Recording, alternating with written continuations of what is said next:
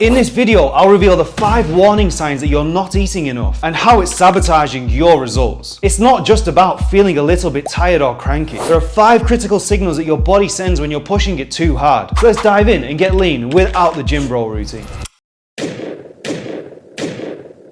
You're at your desk, trying to focus on a task, but your mind feels like it's in a haze. Simple tasks take forever and your patience is wearing thin. You snap at people around you, and you feel anxious for no reason. And you just can't seem to shake off this mental fog. Bro, just chug an energy drink, you'll be fine. Obviously, an energy drink is a very temporary band-aid. But then on the opposite end of the spectrum, the advice to simply breathe, meditate, or go for a run when experiencing brain fog is also superficial. And even though these tactics can give you a little brain boost, they don't address the root cause. In fact, it's a clear sign that your brain has run out of the nutrients that it needs. So it's not just about managing stress. It's about ensuring that your brain is no longer depleted of vital nutrients. And that's where a purposefully structured brain refeed meal really comes in. Let's look at the evidence. Studies show that a refeed day to replenish glycogen stores massively improves cognitive function. But how is a brain refeed meal different to any other refeed meal? Am I just telling you to eat a bunch of carbs to get that glucose fuel to your brain? No. Even though brain fog only requires a quick 1-meal intervention, it needs to be a targeted list of foods for brain energy replenishment to supply your brain with the building blocks that it needs for cognitive function. Here's a quick list of foods to pack into your brain refeed meal. Salmon or omega-3 supplements, essential for memory and learning. Eggs, rich in choline for sharp, quick, focused thinking. Pumpkin seeds or dark chocolate provide magnesium for optimal biochemical reactions in your brain. Organ meats or red meat, or if you're vegetarian, spinach or legumes, ensure you have enough iron to support oxygen transport to your brain. And B vitamins, found in all these foods we just mentioned, but necessary for energy production in your brain. So it sounds like Eggs Benedict with some smoked salmon and some quality dark chocolate to finish it off is actually the perfect brain refeed option. You're welcome. And if you're interested in getting lean without the traditional gym bro routine, make sure to subscribe for more game-changing tips. But what about that incessant, constant hunger that you just can't budge? One refeed meal is not going to do the trick. You're lying in bed staring at the ceiling. Your stomach is growling so loudly it feels like it's echoing in the room, and you toss and you turn and you're just unable to sleep properly, and you wake up feeling exhausted and defeated. If hunger wakes you up in the nights like this isn't hunger, this is your body crying out for help. But more specifically, it's your liver and your muscles signaling that something is seriously off. So do not ignore it and push through, as 100% of the time this leads to burnout and failure. In fact, the idea that you should push through hunger like this is complete BS. This will actually just stall your progress and wreak havoc on your body. The real solution is a full carb cycle refeed day. It's a strategic refeed that helps reset your hunger signals. And the key here is to fully refill your liver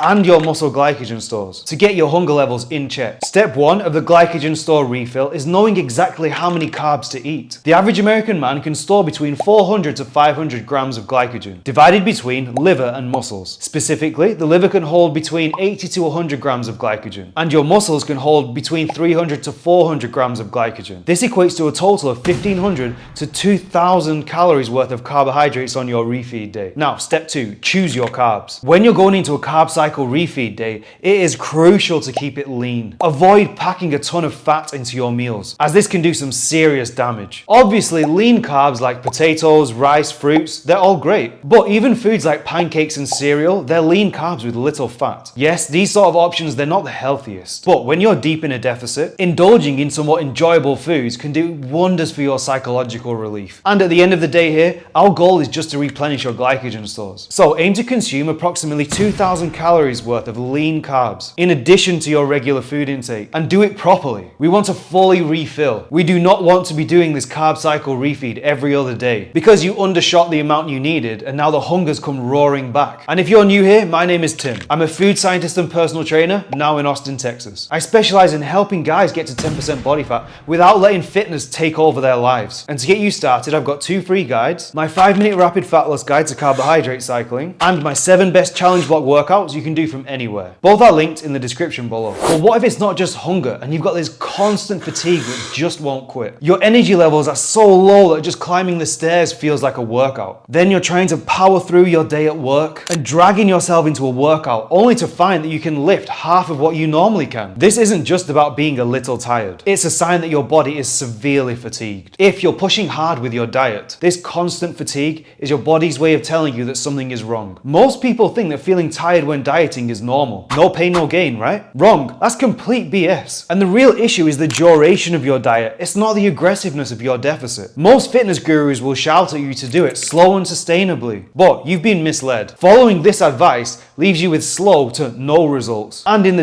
depths of a brutal calorie deficit for months on end. It's crucial to understand that this persistent fatigue is a major red flag, and ignoring it can lead to long-term damage. So what's the secret to overcoming this constant fatigue? It's not about doing things slow and sustainably. It's about taking strategic breaks to let your metabolism come back to baseline. You see, your metabolism is not a fixed number. It operates within a range. And if you stay within this range without ever pushing it, you see very little physique progress. And your metabolic rate, it just slowly catches up. So you see less and less progress over time. So what can you do? A simple 7-day diet break is the ultimate way to undo these epic levels of fatigue. Just bringing your foot off that diet gas pedal for a week allows your central nervous system to recalibrate and just calm down. So you need to bring your calories up to 5 to 10% above maintenance. And in this situation, be sure to pack your grocery list full of nutrient-dense whole foods, so you got the full spectrum of vitamins and minerals you need to recover. This is not just about macros, this is about micronutrients too. And this approach gives your body the best chance to recover, and your metabolism the time to come back to baseline. Then when you get back to dieting, your body will be ready to exert energy efficiently again. But